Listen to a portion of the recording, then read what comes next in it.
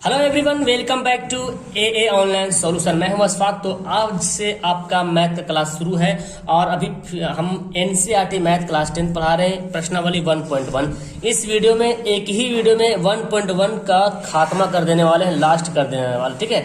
तो जितना भी टाइम लगेगा 15-20 मिनट, आधा घंटा, जो भी टाइम लगेगा, इसको शुरू से लेकर आखिर तक देखें। जिन्होंने नहीं पढ़ा वो अच्छी तरीके से पढ़ें और बिल्कुल अच्छी तरीके से समझें। सबसे पहले हमारा सवाल है कि निम्नलिखित संख्याओं का HCF ज्ञात करने के लिए यूक्लिड विभाजन एल्गोरिदम का प्रयोग कीजिए। अगर आपके पास एनसीईआरटी किताब है तो ठीक है, उससे आप क्वेश्चन को टैली कर सकते हो, नहीं तो फिर कोई दिक्कत नहीं, बिलीव मी। और ये मैं सवाल एनसीईआरटी के बता रहा हूँ, ठीक है। तो HCF निकालना है। HCF तो आप बच्चे से पढ़ते ही आ रहे हैं ना। जैसे इसका HCF 4 और 8 का HCF निकालने बोलता था, 4 दूना 8 कर देते थे। तो यहाँ पे जिससे लास्ट टाइम करता था वही हमारा HCF होता था। या तो अगर ऐसे लेते हैं 3 इंटू 10 ले लिया तो 3 तिया 9, है ना। इसमें से भाग घट के 1 बचा, फिर इसको इस तरह से करते थे और ये वाला 3 यहाँ पे आता था तो 1 से काटते थे। तो 1 से कटेगा 1 तिया 3, मतलब 3 बार में कट जाता था तो 1 HCF होता था, ठीक है ना।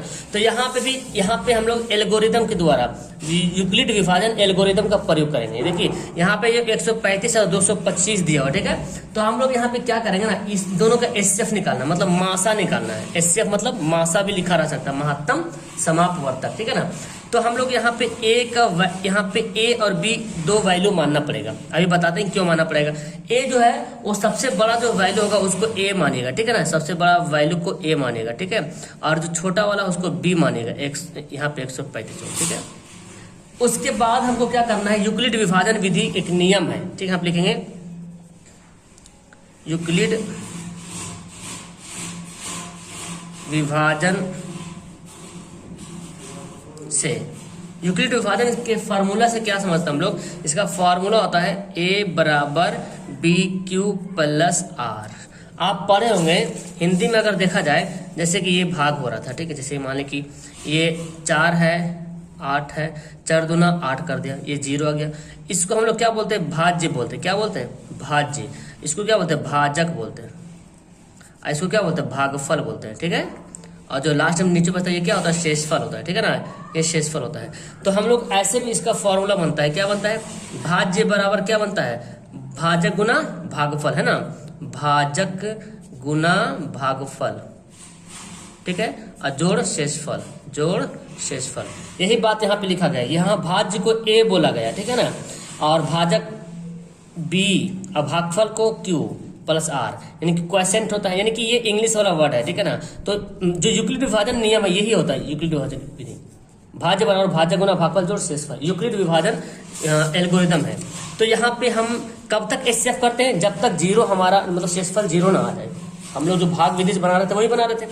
चलिए, तो हम लोग यहाँ पे क्या करते हैं, इसको अब देखिए A के बराबर जो है इसको हम पुट करते हैं। A बराबर कितना है, 225 है ना, 225 यहाँ पे रख लेते हैं। अब B बराबर कितना, 135। अब यहाँ पे Q का वैल्यू क्या है, तो हमको भाग करना पड़ेगा, ठीक है। देखिए हम लोग यहाँ पे भाग करेंगे, 135 को 225 से भाग करें तो एक बार में कटेगा, तो 135 यहाँ पे लिख देते हैं, 0 9 3 12, ठीक है। तो देखो शेषफल हमारा 90 बचा, अभी और इसको काटना है तो फिर 90 ऐसे करेंगे और ये 135 यहाँ पे आ जाएगा, ठीक है। 90 को काटेंगे तो 90 दूनी 180 हो जाता है, तो फिर 90 कम 90 काटिए तो कितना आगे 9 4 13, ठीक है। फिर अब इसको ऐसे घेरते हैं और ये 90 यहाँ पे आता है, तो ये 45 दूना 90 हो गया। तो हम लोग देखो अब यहाँ पे 0 आ गया, 0 आ गया, मतलब जब लास्ट टाइम शेषफल जब 0 आ जाए तो यही हमारा HCF होगा, जिससे लास्ट से कटेगा, ठीक है। तो ये बचपन में बनाते आ रहे हैं, इसी रूल नियम को हम लोग इस रूल नियम से बनाएंगे, ठीक है, इससे बनाएंगे। तो 135 को भाग दिए थे तो भागफल कितना आया था, देखो 135 को 225 को 135 से भाग दिया तो भागफल 1 आया था, शेषफल 90 आया था। तो हम लिखेंगे भागफल 1 आया और R शेषफल कितना है, 90। ओके, हो गया। अब यहाँ पे तो 0 नहीं आया, जब 0 नहीं आया तो हमको फिर से लेना पड़ेगा, ठीक है ना। फिर अब 135 का करना पड़ेगा। अब देखो मैंने क्या किया था, इसको कर लिया था। अब हमारा 135 भाज्य बन गया, पहले 225 भाज्य था, अब 135 भाज्य बन गया, यानी कि A का वैल्यू अब 135 हो जाएगा, ठीक है। तो अब लिखेंगे यहाँ पे फिर लिखेंगे यहाँ पे पुनः लिखेंगे 135 यहाँ पे आ जाएगा। ओके, अब 135 जब आ गया तो यहाँ पे अब ये जो क्या, ये देखो 90 जो शेषफल आया था इसमें से, अब ये हमारा भाजक बन जाएगा, है ना। तो यहाँ पे लिखेंगे b की जगह पे क्या होगा 90 इंटू, अब यहाँ पे देखो 90 को भाग किए थे, 90 एकम 90 तो एक बार आया भागफल, तो यहाँ पे लिखेंगे 1, और शेषफल कितना आया था, शेषफल आया था 45, तो यहाँ पे लिखेंगे 45। ठीक है, हो गया। अब भी हमारा 0 नहीं आया, तो फिर लिखेंगे यहाँ पे पुनः, यानी कि फिर से। अब क्या करेंगे, फिर 90 अब यहाँ पे आ जाएगा, 90 यहाँ पे आ जाएगा। देखो 90 आ गया हमारा, भाज्य के रूप में आ गया, और ये बन गया भाजफल, भागफल बन गया, और ये भाज्य आया, ये भाजक बना, और ये भागफल बना, 2 भागफल बना, और शेषफल 0 हो गया। तो यहाँ पे क्या हो गया, भागफल भाजक हमारा 45 हो गया, तो 45 दूना 90, और शेषफल क्या बता 0। अब शेषफल हमारा 0 हो गया, तो अब यहाँ पे लिखेंगे, ठीक है ना, जब 0 हो गया तो लिखेंगे, यहाँ पे लिखते हैं, यहाँ है ना, शेषफल 0 है। अब लास्ट किससे कटा ये, तो लास्ट कटा किससे, 45 दूना 90 यानी कि 45 से कटा। देखिए यहाँ पे किससे कटता है, लास्ट में 45 से कटता है, 45 दूना 90, तो शेषफल 0 है, अतः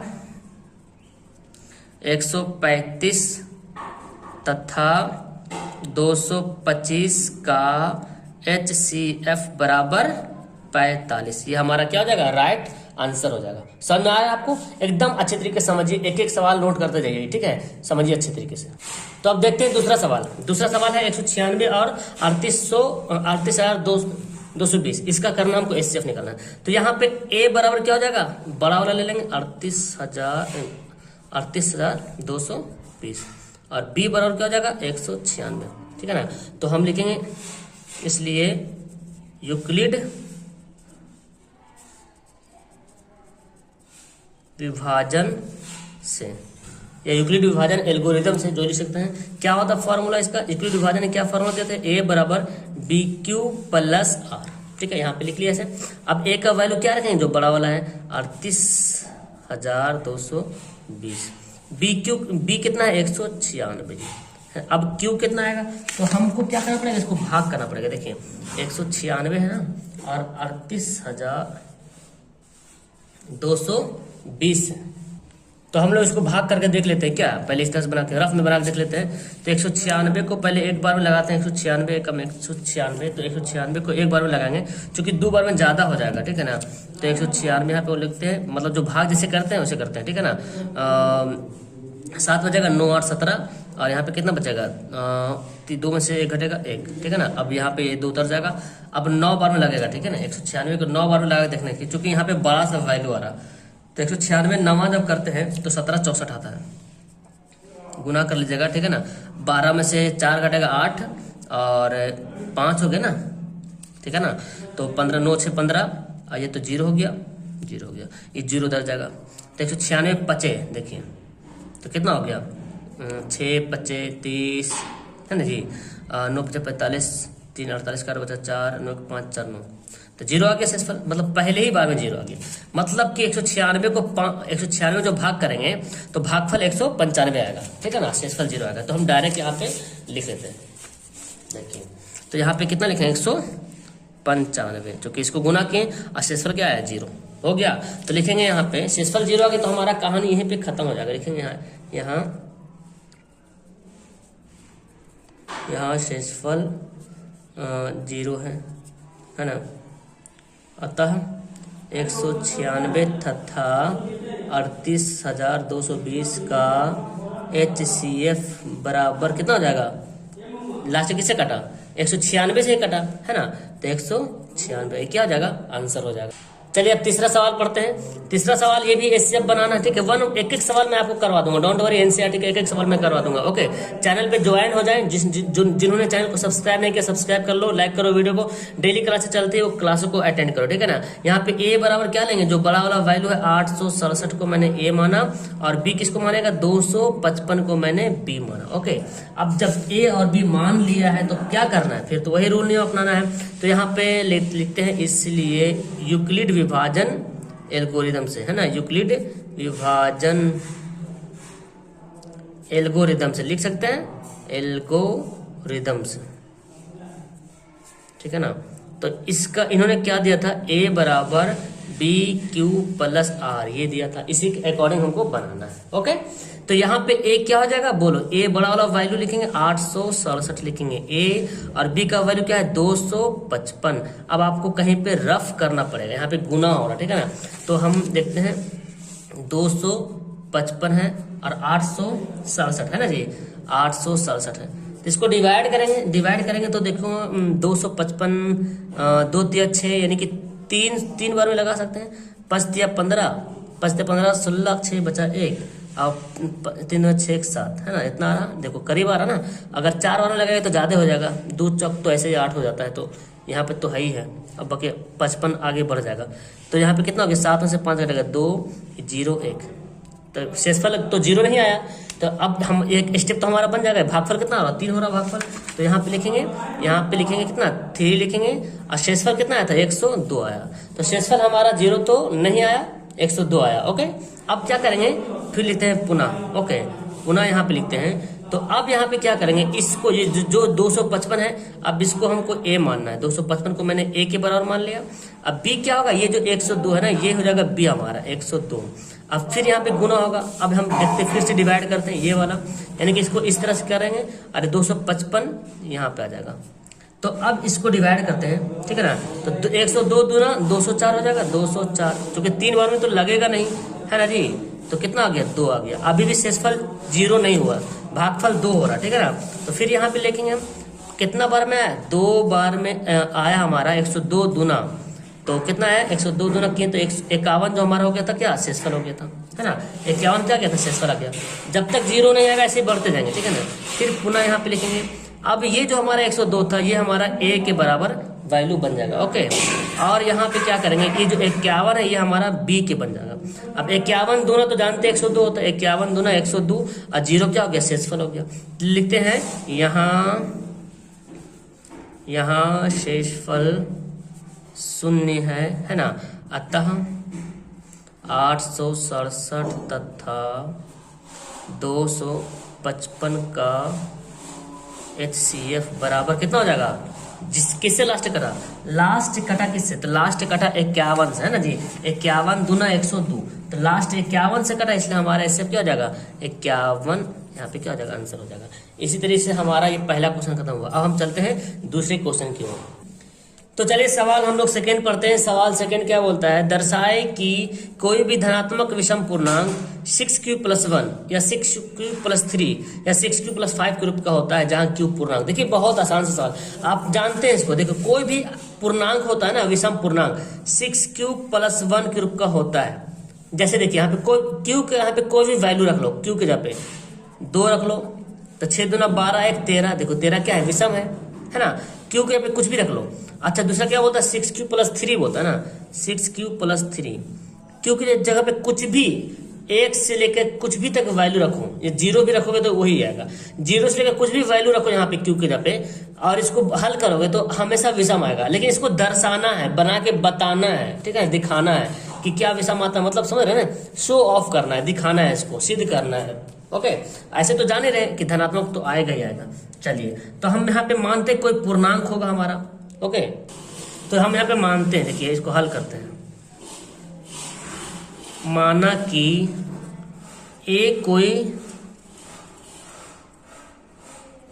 धनात्मक विषम पूर्णांक है, मतलब एक कोई जो है विषम पूर्णांक मान लिया, मतलब ए का वैल्यू जब भी आएगा विषम के रूप में आएगा, है ना, हम ये मान लिया। ओके, तो अब हमको जैसे कि यूक्लिड वाला विभाजन में नियम क्या बताया था, BQ+R A बराबर BQ+R, और यहाँ क्या दे रहा है BQ+R की तरह लिखा है। देखिए 6q+1 6q+3 6q+5, यहाँ पे B सब जहाँ पे B बराबर दिख रहा है, 6 दिख रहा है, तो यहाँ पे हम लोग जो है ना तथा B बराबर क्या मानेंगे, B बराबर जो है 6 लेंगे। अगर यहाँ पे 6 जगह पे कुछ और रहेगा तो कुछ और मानेगा, ठीक है ना, क्योंकि यहाँ पे इस रूप में दिया हुआ है। इसको हम मान लिया A बराबर, मैंने A कोई धनात्मक विषम पूर्णांक माना और B क्या माना 6 माना, तो यहाँ पे यूक्लिड विभाजन विधि से क्या हो जाएगा, इसलिए लिखते हैं यहाँ पे, देखिए यूक्लिड विभाजन प्रमेय से या प्रमेयिका से, है ना, जो जिन्होंने दिया था रूल, प्रमेयिका से देखते हैं। यूक्लिड विभाजन प्रमेयिका से क्या दिया था उन्होंने रूल, ए बराबर बी क्यू प्लस आर, यही ना दिया था यूक्लिड वाला, यही दिया था ए बराबर बी क्यू प्लस आर। और यहाँ पे जो बी क्यू प्लस आर यहाँ पे क्या दिया हुआ है 6, बी के यहाँ पे मैंने क्या माना 6 क्यू प्लस आर। अब देखो एक बात यहाँ पे ध्यान से रखिए, देखिए ये जो 6 है ना एक्चुअली क्या है, ये भाजक है, 6 क्या है भाजक है, ये भाज्य था। देखिए मैं आपको बताता हूँ, जैसे कि कोई एग्जांपल लेते हैं, 5 भाग करते हैं यहाँ पे 18 लिखते हैं, ठीक है। तो ये भाज्य है, 18 क्या भाज्य है, ये भाजक है। तो एक बात याद रखिए, जब इसको आप डिवाइड करोगे ना, ऐसा कोई भी भाग ले लो, जब भी ऐसा डिवाइड करोगे तो शेषफल, जब भी शेषफल आएगा तो इस 5 से कम आएगा, 5 के बराबर भी नहीं आएगा, 5 से कम आएगा, 5 से छोटा आएगा जब भी शेषफल आएगा। अब बना के देख लो, कोई भाग दुनिया में कोई भी भाग उठाओ, इस भाजक से शेषफल हमेशा कम आएगा। देखो 5 तिया 15, कितना आया 3 आया।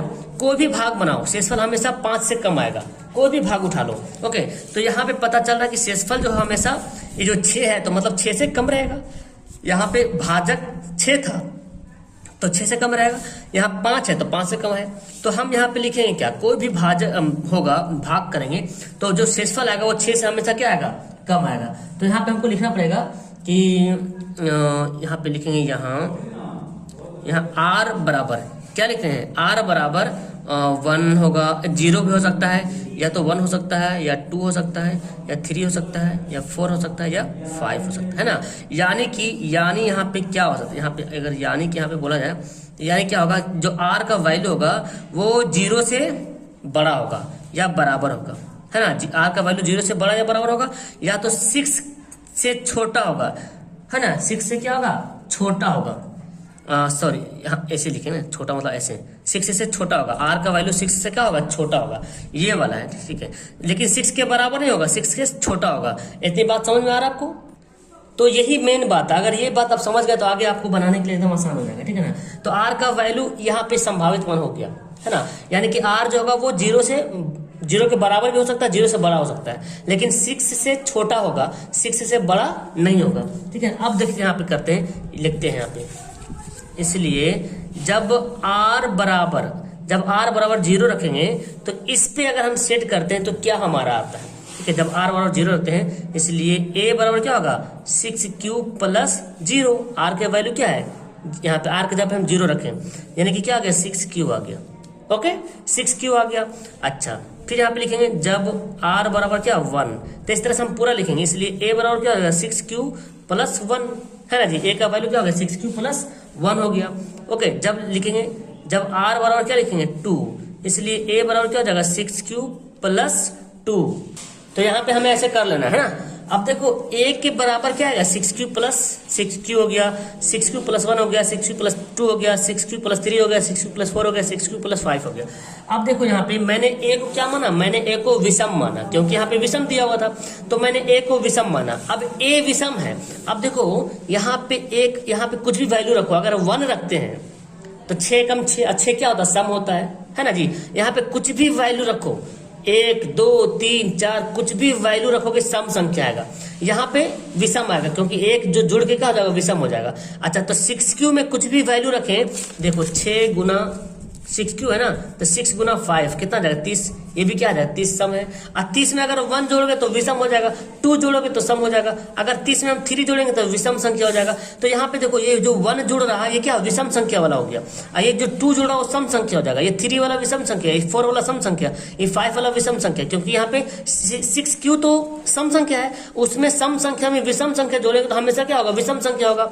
तो हमने a को विषम माना और ये कभी सम, देखो a क्या है विषम है और ये सम, तो कभी ऐसा हो सकता है कि a विषम है ये सम नहीं हो सकता है, लेकिन हमको बताना कि विषम संख्या होता है, 6q प्लस 1 विषम होता है, 6q प्लस 3 विषम होता है, 6q प्लस 5 विषम होता है। तो बिल्कुल यहाँ पे 6q प्लस 1 विषम है, 6q प्लस 3 विषम है, 6q प्लस 5 विषम है। तो आपको ऐसे नहीं करना है, आपको यहाँ पे लिखना पड़ेगा, यहाँ 6q प्लस 2 6q प्लस 4 सम संख्या है ना, सम संख्या है, ओके। यहाँ पे लिख दिया ये क्या है सम संख्या है, तो लिखेंगे इसलिए, हाँ जो कि संभव नहीं, सिंपल सी बात है यार, जब यहाँ पे सम संख्या है और a को मैंने विषम संख्या माना, तो क्या a बराबर ये सम है, a बराबर विषम है और ये सम है। मैं आपको बोल दूं कि ये है 5 और यहाँ पे हम बोल दें ये विषम है 4 + 2, क्या ये हमारा जो लिखा हुआ है सही लिखा हुआ है?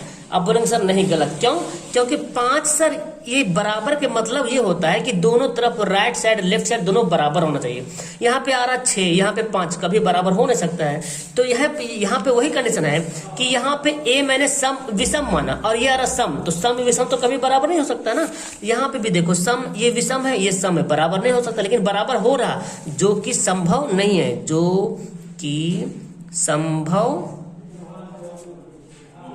नहीं है, सम है ना। तो यहाँ पे 6 + 2 6 + 4 क्या है? सम संख्या है, जो कि संभव ऐसा हो ही नहीं सकता है। सम तो संख्या हो गया लेकिन ए के बराबर हो नहीं सकता है, तो क्या फिर होगा, है ना। तो फिर क्या होगा, सम संख्या जो कि संभव नहीं है, यहाँ पे लिखें इसलिए ए बराबर लिखेंगे, ए बराबर सम संख्या संभव नहीं, ऐसे लिख दीजिए, ठीक है। ए बराबर सम संख्या संभव नहीं है, सम संख्या जो है वो संभव नहीं है।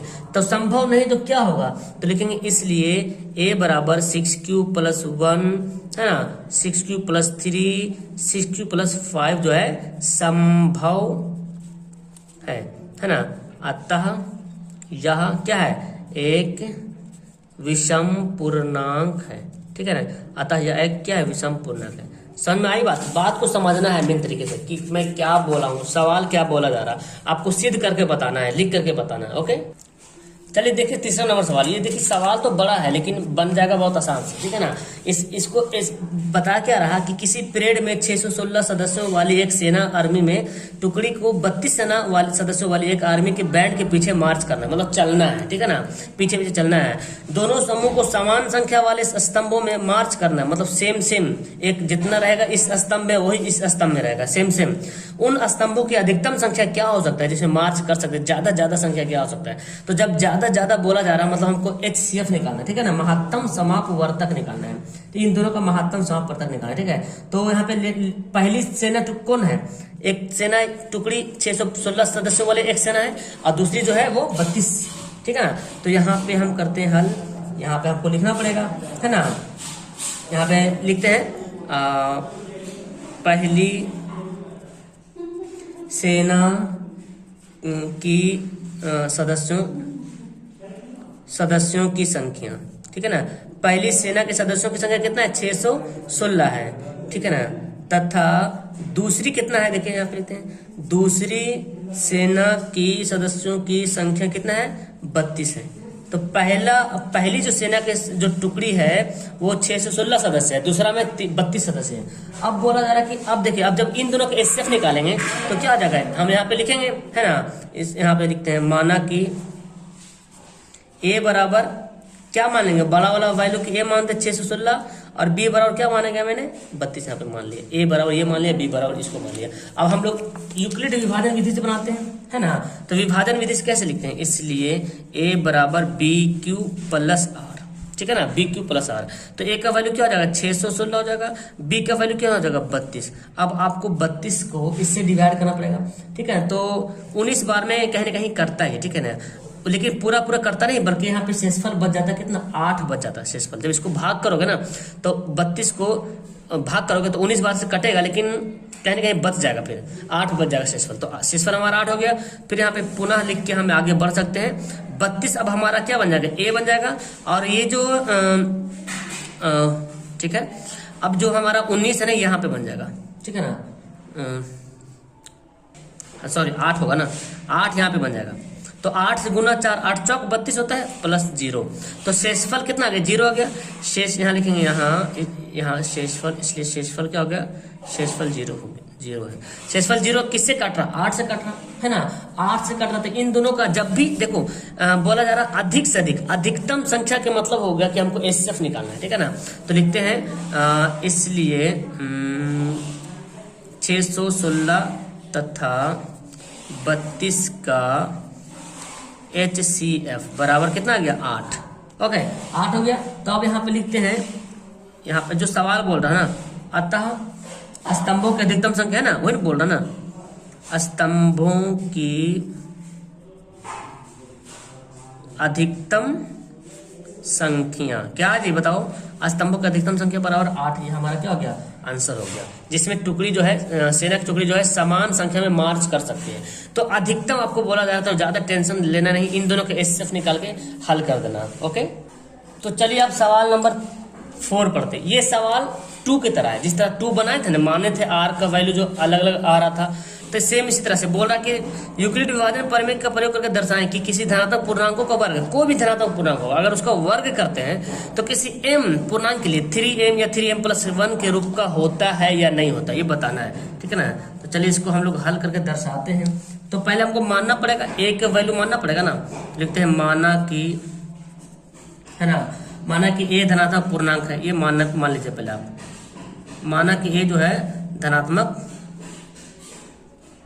पूर्णांक है, a क्या है, धनात्मक पूर्णांक है। तो b क्या हो जाएगा, इस a को मान लिया, और फिर मान लेंगे, है, इसलिए पुनः फिर मानते हैं, यानी कि फिर से मानते हैं, पुनः माना कि b बराबर क्या माने बताओ। तो जो यहाँ पे देखो 3m, 3m+1, 3m+4, 3m+5, जैसे 2 में था 6q+1, 6q+2, उसी तरह से। तो b बराबर क्या मानेगा, मैंने 3 मानेगा। ओके, अब जब b बराबर 3 मान लिया तो यूक्लिड विभाजन, इसलिए यूक्लिड विभाजन प्रमेय से, ठीक है, यूक्लिड विभाजन प्रमेय से तो हमारा क्या बोलता है, a बराबर BQ+R, यही बोलता है ना, यूक्लिड विभाजन बोलता है a बराबर BQ+R बोलता है। तो अब यहाँ पे r का वैल्यू देखो, b के जगह क्या है 3Q+R। अब r का वैल्यू क्या होगा, देखो r का वैल्यू क्या लिखेंगे हम, चूंकि यहाँ पे 3, ये जो आ रहा है 3 से हमेशा r का वैल्यू कम होगा, ज्यादा नहीं होगा, है ना। लिखेंगे यहाँ पे, यहाँ r बराबर 0 हो सकता है, 1 हो सकता है, 2 संभव है। यानी कि यहाँ बोल सकते हैं कि जो r है ना वो 0 से बड़ा रहेगा या तो बराबर रहेगा, लेकिन 3 से कभी बड़ा नहीं रहेगा, बल्कि 3 से क्या रहेगा, छोटा रहेगा। r का वैल्यू क्या होगा, 3 से छोटा होगा। यहाँ तक समझ में आ गया। अब हम क्या करते हैं, जैसे सवाल बोलता है हम इस तरह से करते हैं, बोलता है वर्ग बोलता है ना, क्या बोलता है, धनात्मक पूर्णांकों को वर्ग बोलता है। तो अब हम लेते हैं क्या, यहाँ पे हमको केस 1 केस 2 करके बनाना पड़ेगा, ठीक है ना। केस 1 थोड़ा सा लॉन्ग है ये, हालांकि कुछ नहीं है। देखो केस 1 में क्या मानते हैं, जब r बराबर, देखो जब r बराबर क्या माने, 0 मानते हैं, तो a बराबर क्या था, BQ+R, ठीक है ना। तो a बराबर क्या हो जाएगा, BQ+0, है ना जी, यानी कि b के यहाँ पे क्या है, 3 है ना, 3Q, तो यहाँ पे क्या हो जाएगा 3Q। लेकिन अब हमको बोलता है, इसलिए a का स्क्वायर क्या बोलता है, जो भी कोई भी धनात्मक पूर्णांक है इसका वर्ग है, धनात्मक पूर्णांकों को वर्ग है। तो धनात्मक पूर्णांक को मैंने a माना, तो a का स्क्वायर कर लेंगे। a का स्क्वायर बोले तो 3Q का भी क्या हो जाएगा, स्क्वायर, क्योंकि ये दोनों आपस में बराबर है। इधर जब स्क्वायर चलेगा तो इधर भी स्क्वायर चलेगा। तो अब इसको हम कैसे लिख सकते हैं, 9 3 तिया 9, 3 का स्क्वायर 9 और Q का स्क्वायर, 3 तिया 9 और Q का स्क्वायर। इसको और हम अच्छे तरीके से कैसे लिख सकते हैं भाई, इसको हम पता कैसे लिख सकते हैं, यहाँ पे देखो हमको इस रूप में लाना, 3m, 3m+1, 3m+2 ऐसे लाना है, ठीक है ना। तो हम 9 को ऐसे लिख सकते हैं, 3 कॉमन लेता 3, तो 3Q का स्क्वायर, देखो ये हम ऐसे लिख लिया, ठीक है ना। तो 3 निकल गया बाहर, ठीक है। अब क्या लिखते हैं, केस 2 लेते हैं, केस सेकेंड देखते हैं कि जब जो है r बराबर क्या माना, 1 माना। तो जब r बराबर 1 माना तो फॉर्मूला यहाँ पे, इसलिए a बराबर क्या है, 3Q+1। अब इसका स्क्वायर करते हैं तो 3Q+1 का भी क्या हो जाएगा, स्क्वायर हो जाएगा। ओके, अब आपको पता है a + b का होल स्क्वायर क्या होता है, देखिएगा तो a स्क्वायर होता है नहीं, a square + b square + 2ab, तो 3Q का स्क्वायर कितना हो जाएगा, यहाँ पे लिखते हैं a स्क्वायर, है ना, + b स्क्वायर + 2ab। ओके, अब हम यहाँ पे नहीं, यहाँ पे लिखते हैं, ठीक है, चूंकि इसका लाइन इधर है। तो 3 तिया 9Q स्क्वायर, ठीक है ना। फिर इसको लिखते हैं, इसको बाद में लिखेंगे, 3 दूना 6 6Q हो गया +1, ओके ना। अब हम देखो इसको भी हमको 3 के रूप में लाना है, यानी कि 3 शुरू में रहना जरूरी है। तो 3 फिर ले लेंगे कॉमन, यहाँ पे इन दोनों में कॉमन लेंगे, इसको ऐसे छोड़ देंगे 1 को। तो 3 कॉमन ले लिया, 3Q ले लो कॉमन, है ना, नहीं 3 ही रहने दो बेहतर होगा। 3 तिया 9 और यहाँ पे क्या हो जाएगा, 3 दूना 6, 2Q, ओके। प्लस 1, क्योंकि हमको 3 लाना है। यहाँ देखिए 3m प्लस 1, यानी कि m पे जहाँ पे कुछ भी वैल्यू पुट करते जाओ, 3m प्लस 1 करो, 3m प्लस 2 करो, जो करना है। तो ये देखो 3, ये पूरा m के बराबर में आ गया है ना, ये पूरा जो है ये m के बराबर। देखो अगर पूरा को हम m मान लें तो 3m हो जाएगा, इसको हम m मान लें तो 3m प्लस 1 है ना, 3, और ये क्या इसको m मान लिया तो 3m प्लस 1 के रूप में हो रहा कि नहीं हो रहा, हो रहा ना। m के जगह पे कुछ भी वैल्यू, चूंकि m यहाँ पे दिया है, m के मतलब अज्ञात, यहाँ पे कुछ भी हम वैल्यू रख सकते हैं। ओके, तो m के जगह पे हम कुछ भी वैल्यू रख सकते हैं, यानी कि उस शक्ल में आ रहा ना। तो अब यहाँ पे लिखेंगे, फिर केस 3 लिखते हैं, क्योंकि r का वैल्यू अभी 1 है ना, 2 भी तो लेना है, 2 का वैल्यू लिख के देखते हैं। तो केस 3 देखते हैं कि जब r बराबर क्या लेते हैं, r बराबर लेते हैं 2, तो a बराबर क्या हो जाएगा 3q प्लस 2 है ना। तो a का स्क्वायर क्या हो जाएगा, इसलिए a का स्क्वायर 3q प्लस 2 का स्क्वायर। अब इसको निकाल दो, फॉर्मूला क्या होता है, a square plus b square plus 2ab हो गया। अब देखिए जी, इसका स्क्वायर कितना होगा, 3 तिया 9 q स्क्वायर, 2 दूना 4, पहले इसको लिखते हैं 3 दूना 6, 6 दूना 12, 12q प्लस 2 दूना 4। ओके, ये हो गया हमारा। अब इसको क्या करते हैं, इसको ऐसे लिख सकते हैं 9q का स्क्वायर प्लस 12q, इसको ऐसे लिख सकते हैं 3 प्लस 1, 4 को ऐसे लिख सकते हैं ना, 3 प्लस 1, क्योंकि 3 आया क्या होगा 4 होता है। फिर आप यहाँ पे देखिए, इसमें से 3 कॉमन लेते हैं, 3, तो क्या हो जाएगा 3q बचेगा, 3q स्क्वायर बचेगा, 3 चौक 12q बचेगा, ओके, प्लस 1 बचेगा, और लास्ट में देखो 1, तो हो रहा ना, देखो लास्ट में 1 आ रहा, तो 3m प्लस 1 आ रहा, इस रूप में आ गया। तो हमारा यहाँ पे दिख रहा है। तो अगर हम यहाँ पे a स्क्वायर, तब देखो यहाँ पे क्या, देखो यहाँ पे मैंने जो माना था, ये किसके रूप में आ रहा, 3m के बराबर आ रहा, ठीक है ना। यहाँ पे क्या आ रहा, 3m प्लस 1 के रूप में आ रहा, इसको मैंने m माना, ठीक है ना। यहाँ पे क्या आ रहा, 3m प्लस 1, यहाँ पे m आ रहा, ठीक है ना। तो यहाँ पे m का मान अलग अलग है, यहाँ पे m का मान 2q स्क्वायर है, यहाँ m का मान 2q स्क्वायर प्लस 2q है, यहाँ पे m का मान 3q square plus 4q plus 1 है ना, अलग अलग आ रहा। तो अब यहाँ पे हम लिख सकते हैं, इसलिए देखो यहाँ पे लिखते हैं,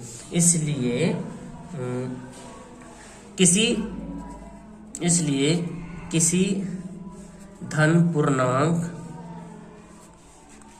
का वर्ग, कोई भी धन पूर्णांक का वर्ग करते हैं, ठीक है ना, किसी भी धन पूर्णांक का वर्ग जो है 3m या 3m प्लस 1 के रूप का होता है, ठीक है ना, होता है।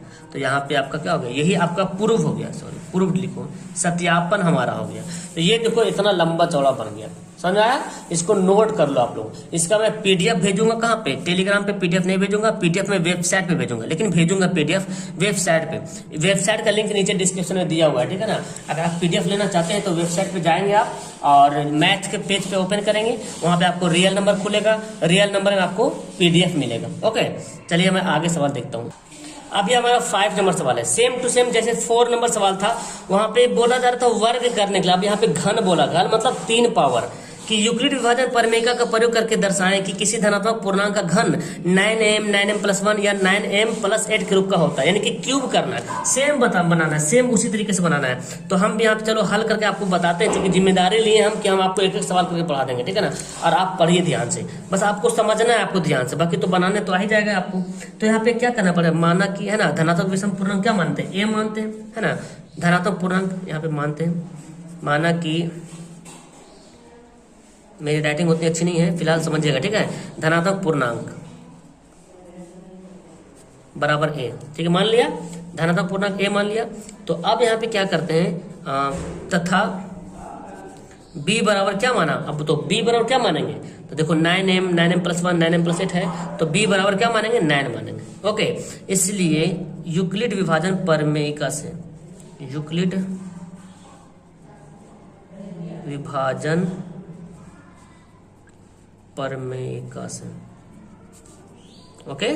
अब यहाँ पे क्या दिया, यूक्लिड विभाजन प्रमेयिका ने क्या दिया था, यूक्लिड विभाजन ने क्या दिया था, यूक्लिड ने बताया था कि a बराबर bq प्लस r होता है, ठीक है ना। अब यहाँ पे हम ये तो हम लिख लिए जी, बिल्कुल। तो यहाँ पे हम लिखेंगे a बराबर b की जगह पे क्या है 9 9q प्लस r। तो अब लिखते हैं, इसलिए यहाँ पे r का वैल्यू क्या क्या मैं पुट कर सकता हूँ। तो मैंने बताया कि r का मान जब भी आएगा तो 9 से छोटा आएगा। जब भी r का मान आएगा तो 9 से छोटा आएगा, एकदम छोटा ही आने वाला है, मतलब कि एकदम 9 समझ रहे ना, 8 के अंदर आएगा। तो चलिए इसको बनाते हैं, है ना। r बराबर क्या हो सकता है, 0 1 2 3 4 5 6 7 8। तो मुझे सबको बनाना नहीं, बस हमको मतलब इस रूप में ला के दिखा देना। अगर इस रूप में आ गया ना तो हमारा वहीं पे आंसर कर देंगे, मतलब प्रूफ हो गया। मतलब अगर सबको बनाएंगे तो देखो, जब से कि पिछला सवाल को मैंने जब बनाया था, देख कितना लंबा गया था एक सवाल को, 4 नंबर सवाल को कितना लंबा चला गया, 3 पॉइंट में r का वैल्यू 0 1 2 में इतना लंबा चल गया। अब वो भी स्क्वायर था, तो अब यहाँ पे क्यूब घन बोल रहा तो लंबा और हो जाएगा, तो ज्यादा लंबा नहीं करेंगे हम, ठीक है। हम देखते हैं क्या करते हैं। इसलिए यहाँ पे r का वैल्यू जो होगा वो क्या होगा, 0 से बड़ा होगा या बराबर होगा, या तो फिर क्या होगा 9 से छोटा होगा ना। तो हम केस 1 केस 2 केस 3 करते हैं।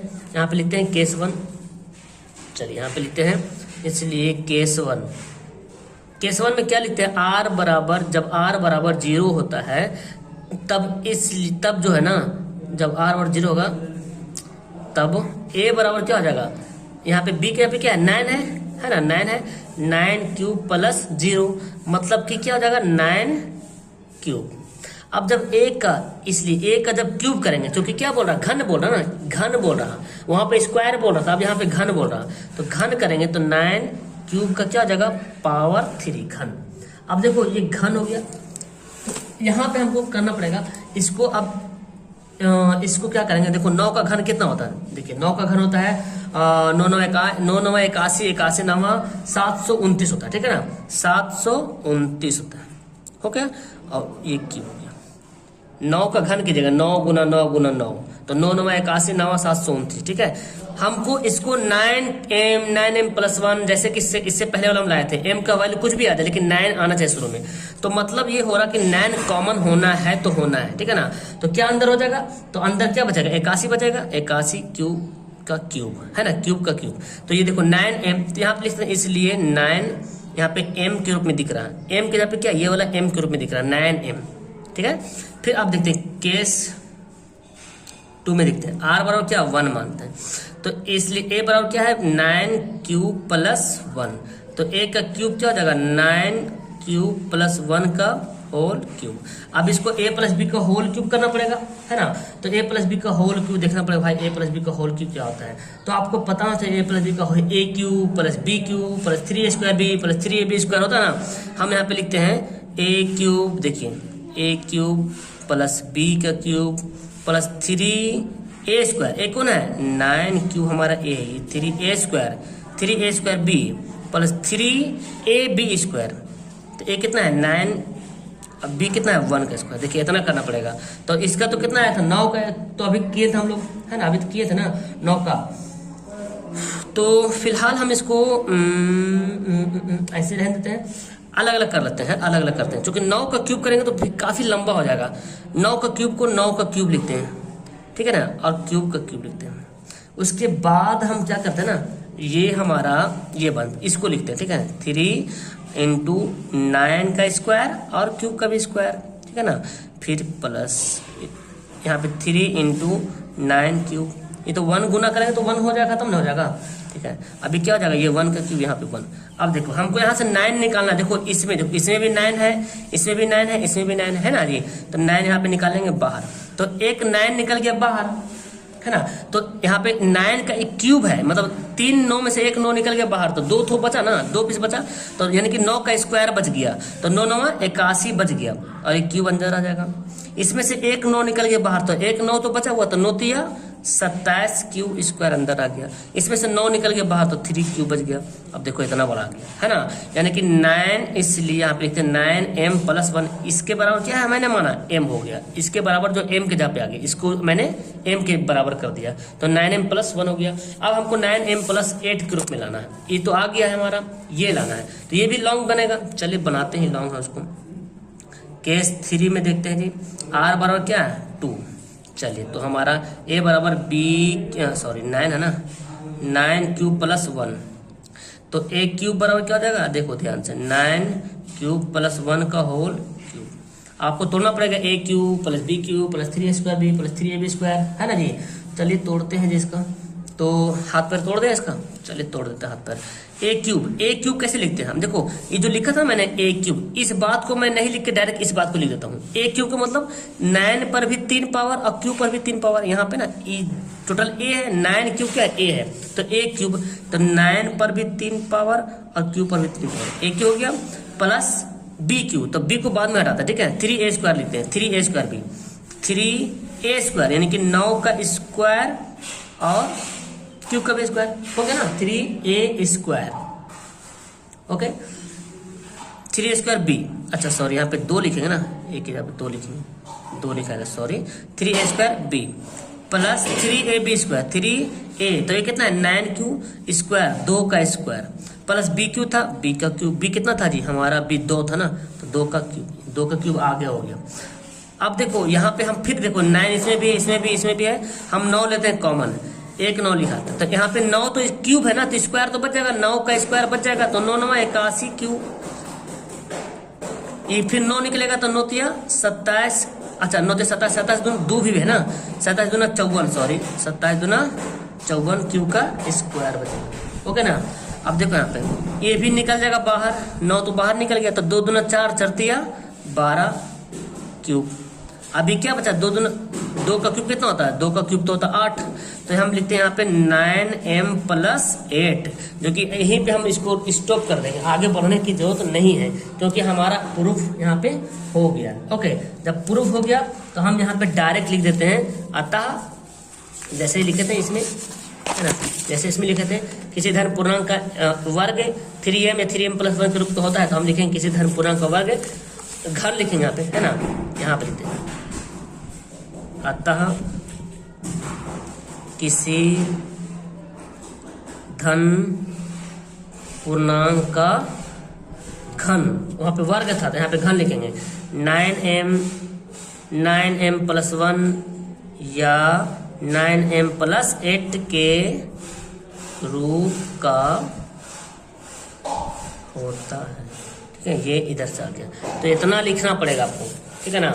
तो ये आपका सवाल हमारा एक्सरसाइज 1.1 जो है लास्ट हो गया। उम्मीद करता हूं कि मैंने आपको समझाने में पूरी कोशिश की है और आप भी अच्छे तरीके से समझ गए होंगे, ठीक है ना। इस तरह से आपका एक्सरसाइज 1.1 1.2 आपको मिलता रहेगा और आप इस तरह से अपना फायदा उठाते रहो। ओके, मिलता हूं नेक्स्ट वीडियो में। जिन्होंने इस चैनल को सब्सक्राइब नहीं किया सब्सक्राइब कर लो। ओके, आपको इस तरह से लेटेस्ट वीडियो जो आपको मिलता रहेगा और सारा सिलेबस, सारा क्वेश्चन जो आपको खत्म कर देंगे मैथ का। Okay, don't worry.